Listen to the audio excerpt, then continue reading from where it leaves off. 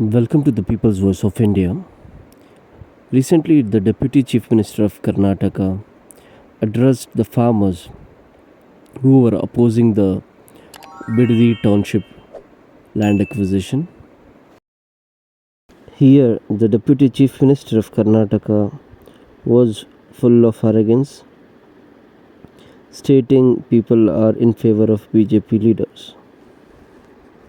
Report from the People's Voice of India. ರಾಜಕಾರಣ ಮಾಡಕ್ಕೆ ರಾಜಕಾರಣ ಮಾಡ್ಕೋ ಯಾರು ಬೇಡ ಅಂತ ನಾನು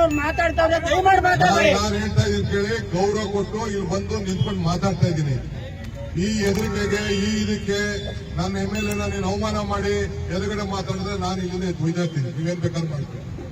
ನಾವೇನೋ ಪಾಪ ಅವರು ನನ್ಗೆ ಗೊತ್ತಿದೆ ಎಷ್ಟು ನನ್ನ ಟೈಮ್ ವೇಸ್ಟ್ ಮಾಡಿಸಿದ್ದಾರೆ, ಎಷ್ಟು ಮಾತಾಡಿದ್ದಾರೆ, ಎಷ್ಟು ನಿಮ್ಗೆ ಅನುಕೂಲ ಆಗ್ಬೇಕು ಅಂತ ಒಬ್ಬ ಶಾಸಕ ಆಯ್ಕೊಂಡು ಸಹಾಯ ಮಾಡೋರು ಅಂತ. ಈಗ ಇವ್ರು ನಿನ್ ಪರ ಇಲ್ಲ. ಯಾವೊಂದು ಮಿನಿಸ್ಟರ್ ಯಾವನು ಅಡ್ಮಿಷನ್ ಮಾಡ್ದ ಅವ್ನು ನಿನ್ ಪರನಾ? ಯಾರು ಬಿಜೆಪಿ ಗೌರ್ಮೆಂಟ್ ನಲ್ಲಿ ಇದನ್ನ ದುಡ್ಡು ಕೊಡ್ಸೋದ್ರಲ್ಲ ₹1 ಕೋಟಿ ಅವ್ನು ನಿಮ್ ಪರನಾ? ಯಾರು ನಿಮ್ ಪರ? ಯಾವನು ಇಲ್ಲ ನಿಮ್ ಪರ.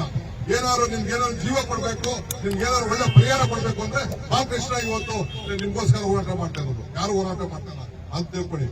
ನಾನ್ ನಿಮ್ಗೆ ಹೇಳೋದು ಇಷ್ಟೇ, ಕಾನೂನು ಚೌಕಟ್ಟಿನಲ್ಲಿ ಏನ್ ಸಹಾಯ ಮಾಡ್ಬೇಕು ನಾನು ಮಾಡಕ್ ತಯಾರಿದ್ದೀನಿ.